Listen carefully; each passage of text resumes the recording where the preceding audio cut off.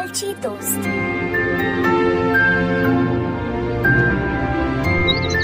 एक गांव में रहते थे 3 दोस्त, बिल्लू, नीलू और पिंकू।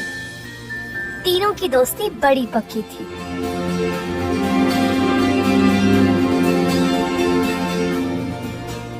बिल्लू और नीलू बहुत चतुर लड़के थे। कोई भी काम 2-3 बार सोच समझकर करते थे। दूसरी ओर पिंकू थोड़ा लापरवाह था।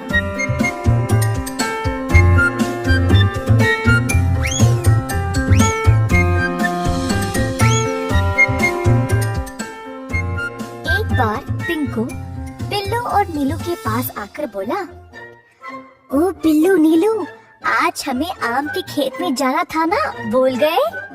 अरे हाँ, मैं तो भूल ही गया, लेकिन उस खेत तक पहुंचने के लिए वन को पार कर जाना है ना?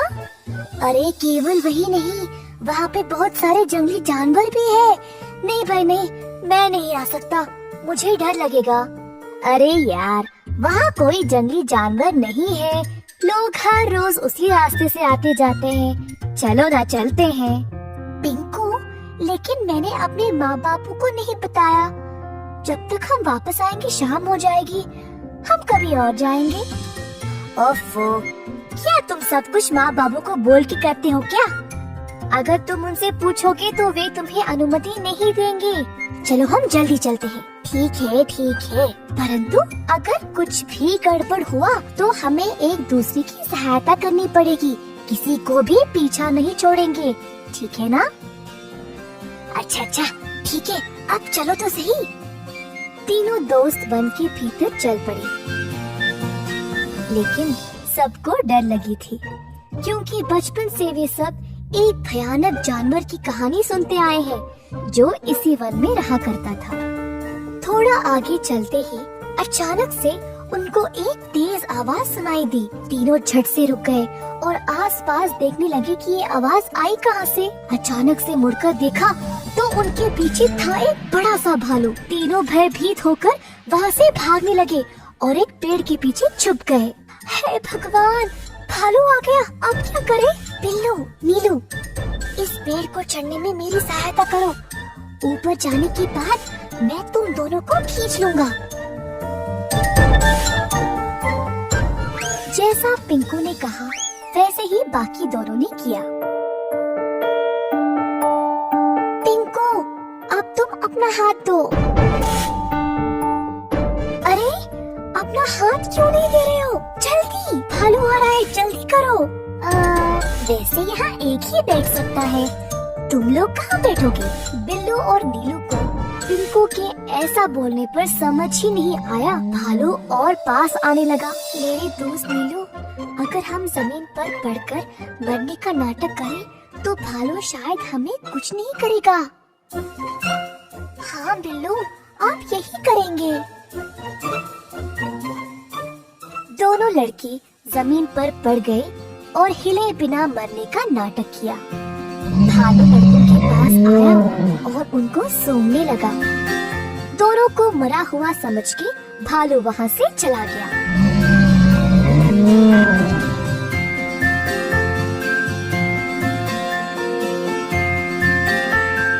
अरे वाह, तुम दोनों ने अच्छे से भालू से छुटकारा पा लिया। बड़े भाग्यशाली हो कि भालू ने तुम लोगों को खाया नहीं। हाँ, बाल बच गए। लेकिन नीलू, भालू तुम्हारे बहुत पास आया था ना, उसने तुमसे कुछ कहा क्या? हाँ, उसने बोला कि तुम जैसों से दोस्ती कभी नहीं करना। मैं तुमसे अब कभी बात नहीं करूँगा। पहले तुम मुझे नीचे उतारने में मदद करो। नहीं पिंकू, भालू ने बोला कि तुम जैसों की सहायता करने में कोई लाभ नहीं। हाँ, तुम वहीं बैठना, अब हम गांव वापस जा रहे हैं। दोनों बहुत निराश और गुस्सा होकर वहाँ से चले गए। पिंकू अकेले पेड़ के ऊपर बैठकर बस उनको देखता रहा। एक समय की बात है, जब एक छोटे से गांव में रहता था एक किसान धर्मपाल नामक। धर्मपाल खेती बाड़ी करके खुद फसल उगाता था।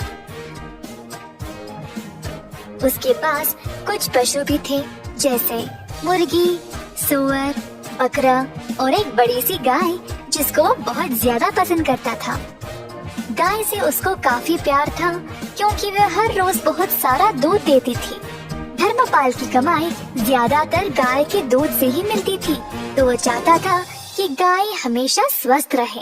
एक दिन जब धर्मपाल खेत में काम कर रहा था, उसका बेटा रोते हुए उसके पास आया।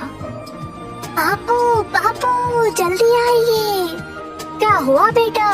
गैया बीमार हो गई शायद, जमीन पर पड़ी है और अजीब आवाजें निकाल रही है, दूध भी नहीं दे रही है। किसान और उसका बेटा तुरंत घर की ओर गए तो देखा कि गैया बहुत कमजोर लग रही थी। जब दूध निकालने की कोशिश की तो दूध भी नहीं निकला। किसान बहुत ही परेशान हो गया। अगर यह दूध नहीं देगी तो मैं क्या करूँगा? बिना दूध के ये तो बेकार है मेरे लिए। हर बार इसके लिए दवाई और देख रेख करने का समय नहीं है मेरे पास। कुछ न कुछ करके इससे छुटकारा ही पाना पड़ेगा। किसान को लगा कि अब गाय ठीक नहीं हो पाएगी, तो उसको खड़ा करके वन की ओर चलाते गया। गाय ने बहुत दूध दिया और अब वो उसके लिए बेकार हो चुकी थी। जंगल के भीतर पहुंचने के बाद किसान ने गाय को खुला छोड़ दिया और वहां से चला गया। बेचारी गैया अकेले और असहाय खड़ी रही। थोड़ी देर बाद गाय जंगल से डरने लगी और वहां से निकलने का रास्ता ढूंढने लगी। अपनी हिम्मत जुटाकर चलने लगी। बहुत देर बाद आखिरकार वह खुली जगह पर पहुंच गई, पर उसको पता ही नहीं था कि वह कहाँ आ गई। अचानक से उसने एक छोटा सा घर देखा और जल्दी उसकी ओर चलने लगी। घर तक पहुंचते ही वह थकावट से बेहोश गिर पड़ी दरवाजे के पास। यह एक गरीब आदमी मधु का घर था। सुबह सवेरे मधु बाहर आया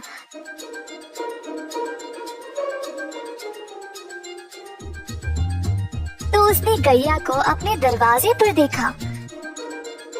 गैया बहुत बीमार लग रही थी और मधु को उसकी यह हालत देखकर बहुत दुख हुआ। उसने अपनी पत्नी को बुलाया मदद के लिए।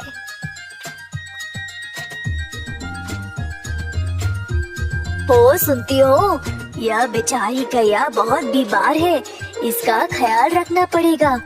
मेरे पास थोड़ा सा घास और चावल है जो यह खा सकती है। मधु ने जो कुछ थोड़ा सा खाना था वो ले आया और गैया के सिर पर गीला कपड़ा रखा। मधु और उसकी पत्नी ने बहुत दिनों तक गैया का ख्याल रखा और धीरे धीरे गैया की हालत बेहतर होने लगी। जल्द गाय अपने आप चलने लगी। मधु गैया से बातें करता था, रोज उसको खिलाते हुए। गैया को भी मधु से बहुत लगाव हो गया। एक दिन जब मधु घर के बाहर सफाई कर रहा था, गैया उसके सामने आ गई। अपना पैर जमीन पर पटका और मजबूती से खड़ी हो गई। पहले मधु को समझ नहीं आया, फिर उसको लगा कि शायद वो दूध देना चाहती है। मधु ने एक मटका लाया और गाय से दूध निकालने लगा। इतना सारा दूध देखकर मधु खुशी से झूम उठा। जल्दी वह अपनी पत्नी को दिखाया। देखो क्या हुआ आज, गौ माता ने दूध दिया है। हम इसको बेचकर अच्छा पैसा कमा सकते हैं। ये तो कमाल हो गया जी, प्रभु ने हमारी प्रार्थना सुन ली। ठीक है, आप जल्दी बाजार जाइए और इसको बेचकर पैसे ले आइए। आज रात हम घर पे दावत करेंगे। तो मधु गया बाजार और दूध बेचकर अच्छा पैसा कमाया।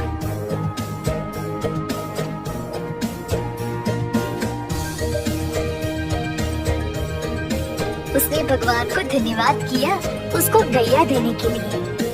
मधु दूध बेचने लगा और जल्द अपने शुद्ध दूध के लिए मशहूर बन गया।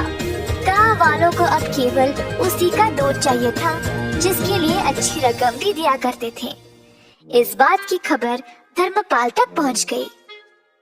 मेरी गैया को चुराने की हिम्मत कैसे हुई इसकी, और अब वह अच्छे पैसे कमा रहा है।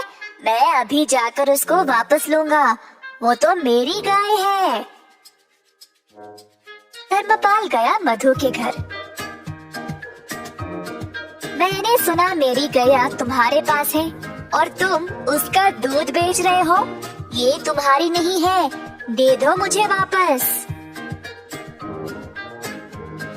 यह सच नहीं है। गाय बहुत बीमार थी और मरने वाली थी। तुमने इसका ख्याल नहीं रखा और मैंने इसको ठीक किया है, तो यह मेरी है। तुम गाय को वापस नहीं ले सकते। मैं चुपचाप नहीं बैठने वाला। ग्राम प्रधान के पास जाकर उनसे बात करूंगा। अब वही फैसला करेंगे। तो दोनों आदमी ग्राम प्रधान के पास जाकर अपनी समस्या सुनाई। तो यह है तुम लोगों की समस्या। यह तो बहुत आसान है, मैं हल कर दूंगा, चिंता न करो। धर्मपाल को लगा अब वह जीत ही गया। उसको पता था कि वही गाय का असली मालिक है, तो बस उसी का नाम सुनने का इंतजार करता खड़ा रहा। तुम दोनों गाय के दाएं और बाएं खड़े हो जाओ। तो दोनों इसी प्रकार गाय के आजू बाजू में खड़े हो गए। कुछ देर तक सब चुपचाप थे। अचानक से गाय अपनी जगह से हिली और मधु के पास आकर खड़ी हो गई। अतः ग्राम प्रधान ने यह निर्णय लिया कि गाय मधु की ही है, क्योंकि उसी ने उसको प्यार दिया और उसको अच्छे से ख्याल रखा।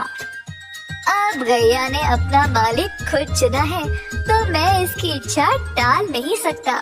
मधु, ले जाओ अपनी गाय को। मधु बहुत खुश हो गया और गैया को अपने घर ले चला। धर्मपाल निराश होकर पछताने लगा कि उसने गैया को पहले जाने ही क्यों दिया था। इस कहानी से हम यह सीखते हैं कि कठिन समय में अपने वरदान को ऐसे ही जाने ना दे। आपके पास जो है उसको हमेशा महत्व दे।